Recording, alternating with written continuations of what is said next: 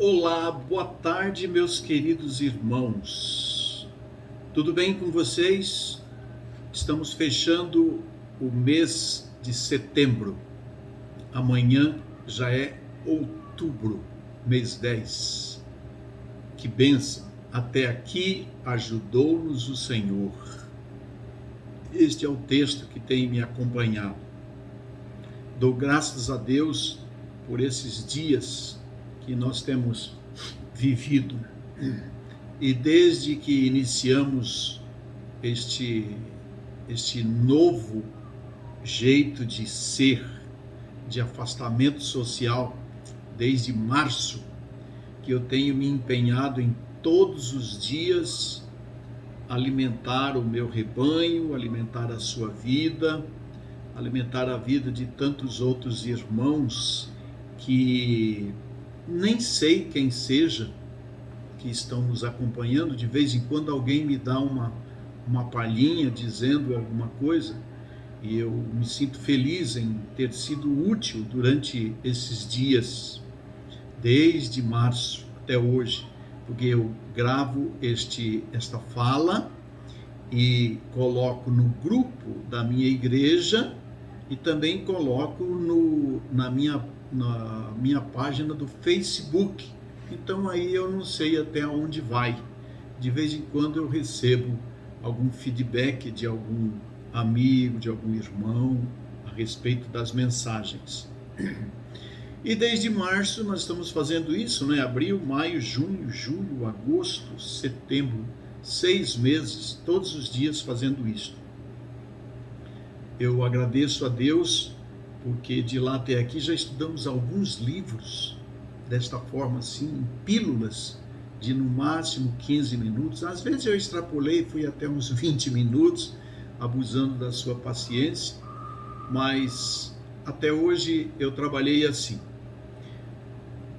A igreja já voltou aos seus cultos pela manhã e à noite, a nossa Igreja Batista do Jardim Planalto. Então, os membros da igreja já têm a oportunidade de retornarem para a igreja.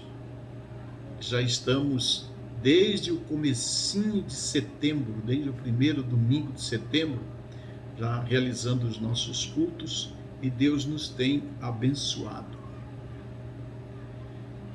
Então, numa comparação, eu diria que nós, de março até aqui, saímos do Egito, atravessamos o Mar Vermelho, caímos no deserto de abril, maio, junho, onde vivemos os 40 anos de angústia, julho, e depois começamos a beirar o Rio Jordão, onde Deus nos diz: atravesse por sua terra, vamos para a nova vida, para o novo normal. E nós estamos nesse processo de atravessar o Jordão, e eu diria que já atravessamos o Jordão. E quando a gente estuda a travessia do Jordão, a gente percebe que as dificuldades não terminaram, elas continuaram, mas eles estavam já num novo normal, numa nova terra, já comiam do fruto, já poderiam comer do fruto da terra. E quando a gente lê esta porção, antes da tomada de Jericó, o texto diz que quando eles pisaram na terra, acabaram de atravessar o Jordão e pisaram na terra, o maná parou, porque eles já tinham comido da terra. Então, vamos considerar que esses estudos diários, que eu espero que você tenha dado valor, que você tenha acompanhado, para o seu próprio bem. Para mim, foi minha obrigação fazer isso. Esse maná também vai cessar. Eu vou continuar trabalhando, empenhando o tempo nos sermões, dominicais, nas mensagens de quarta-feira, nos estudos pessoais, não é? Isso demanda tempo. Eu também faço discipulado, então tenho que preparar material para o discipulado. Então nós vamos encarar esse novo normal e eu espero que com esse tempo que nós passamos de março até agora, o irmão, se não tinha o costume de se alimentar diariamente da palavra de Deus, que você agora tenha adquirido, não é? Então já está mais grandinho, mais grande, gostou? Está maiorzinho, já pode escolher um livro da Bíblia e dizer, vou ler esse aqui agora. Eu vou ler João, ou eu vou ler a carta aos Efésios. Ou é muito difícil, mas isso para os que se entendem um pouco mais crescidinhos, é muito difícil, mas eu vou ler Apocalipse, eu vou ler Daniel. E aí, compassadamente, como nós fizemos com tantos livros, né, como Gênesis, se não me engano estudamos Êxodo, nem lembro mais quais foram os livros que nós estudamos, né, com o livro de Atos dos Apóstolos, passo a passo, Atos dos Apóstolos, estudamos Tiago, Pedro e agora por último Judas, para encerrar esse momento.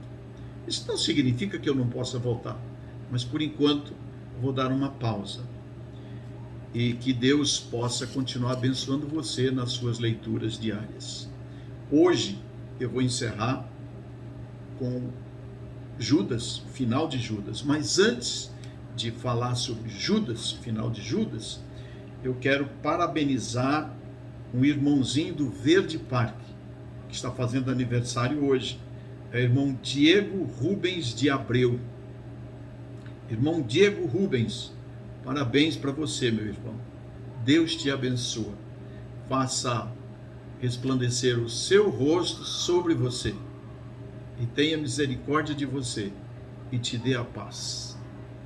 Parabéns para você, muitos anos de vida, felicidades para você e todos os seus familiares, os seus queridos. Continue seguindo firme as pisadas do Senhor Jesus Cristo.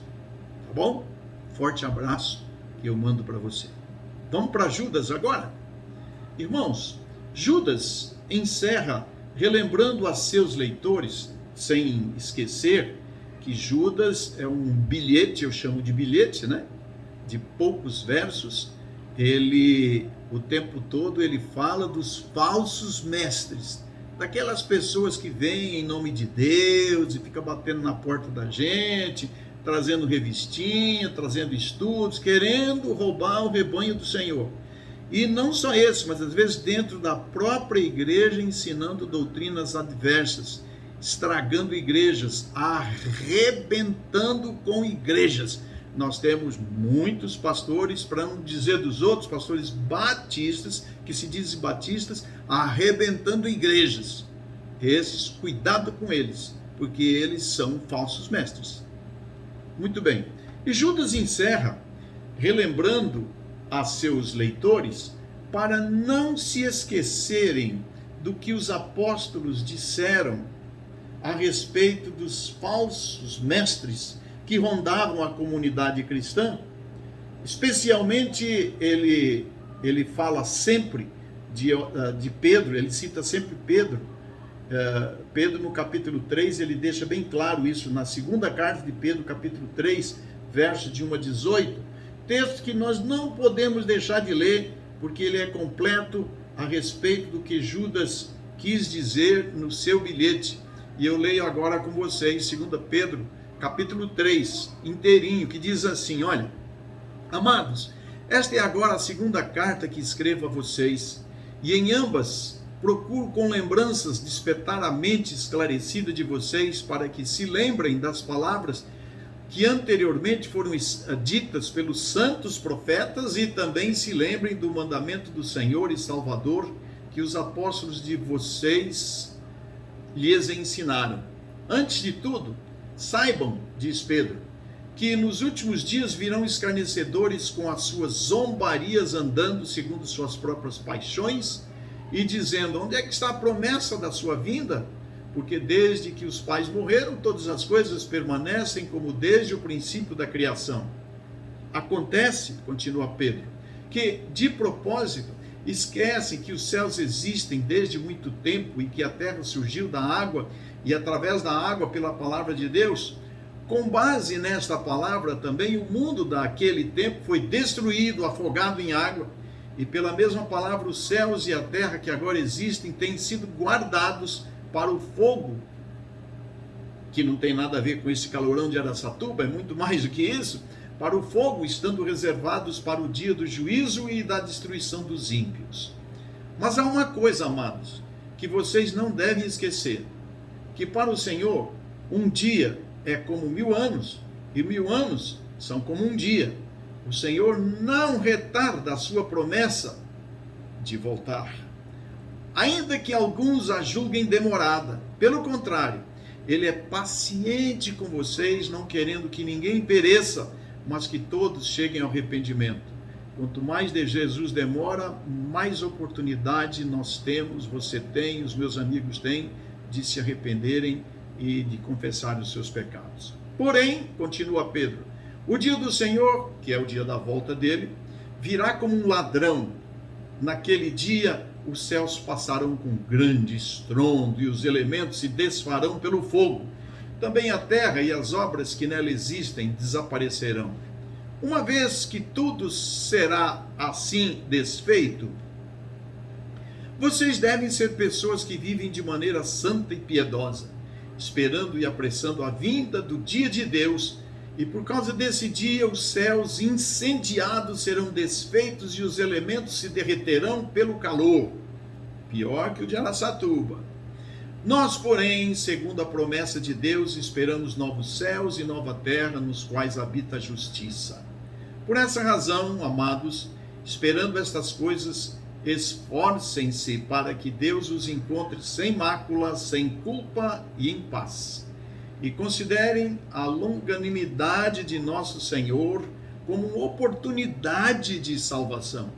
Como também o nosso amado irmão Paulo escreveu a vocês, segundo a sabedoria que lhe foi dada, ao falar a respeito desses assuntos, como de fato costuma fazer em todas as suas cartas. E nelas há certas coisas difíceis de entender, que aqueles que não têm instrução e são instáveis deturparão, como também deturparão as demais escrituras para a própria destruição deles. Portanto, vocês, meus amados, visto que já sabem disto, tenham cuidado para que não sejam arrastados pelo erro destes insubordinados, falsos mestres, e caiam na posição segura, caiam da posição segura em que se encontram. Pelo contrário, cresçam na graça e no conhecimento de nosso Senhor e Salvador Jesus Cristo. A Ele seja glória, tanto agora como no dia eterno. Assim termina a segunda carta de Pedro. Irmãos, e não é só para tomar cuidado com esses falsos mestres, é também estar atento e, primeiro, ter compaixão e ajudar alguns que estão em dúvida quanto a Cristo e tudo que diz respeito ao Filho de Deus Salvador, buscando a salvação deles, como que arrebatando-os do fogo. Isso é um conselho de Judas. Olha, por causa desses falsos mestres, veja aí quem é que está sendo discipulado por eles, vai lá e busca, e ensina a palavra pura, real, verdadeira, espiritual, Bíblia pura, sem heresias. Vai atrás, tenha compaixão e ajude, discipule, ensine. Tem muita gente aprendendo abobrinha por aí, meus irmãos, aprendendo heresia. E em segundo lugar, Judas diz, ter compaixão também dos próprios falsos mestres, porque eles também precisam de salvação. Mas com muito cuidado, diz Judas, para não se envolver com eles, no que eles fazem. Judas diz, tomem distância deles, que costumam trazer suas notícias, nas portas das nossas casas. Cuidado com eles, diz Judas, que de forma enfática diz, para evitar até a roupa deles. Judas diz: evite até a roupa contaminada pela carne deles. De resto, irmãos, confie no Deus que é poderoso para evitar que vocês tropecem. Ele, a quem servimos, é o único Deus e Salvador, mediante Jesus Cristo, a quem nós devemos glória, majestade, a quem devemos atribuir poder, autoridade. Quando?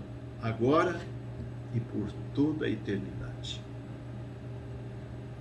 Já são 15 minutos e 50 segundos que eu estou falando, mas eu vou orar por vocês e desejar que Deus continue abençoando a sua vida. Vamos fazer isso? Pai Santo, muito obrigado pela oportunidade que o Senhor me tem dado de proclamar a Tua palavra praticamente todos os dias, por causa desta pandemia, para alimentar o Teu rebanho, que não tinha condições de estar reunido em alguma comunidade, na sua igreja, na sua comunidade eclesial. Obrigado pelo aprendizado que o Senhor nos deu, e que todas as vezes que cada um dos meus irmãos se aproximar da Tua palavra, que o Teu Espírito tenha uma mensagem para o coração dele, e que ele saiba aproveitar, enquanto tem saúde, enquanto tem vida, para aprender do Senhor Jesus e para fazer a vontade do Senhor Jesus. Que se abram para receber a bênção, a unção do Espírito Santo e cresçam em direção à eternidade. Com Cristo Jesus, no nome de quem nós oramos agradecidos. Amém. Um forte abraço para você.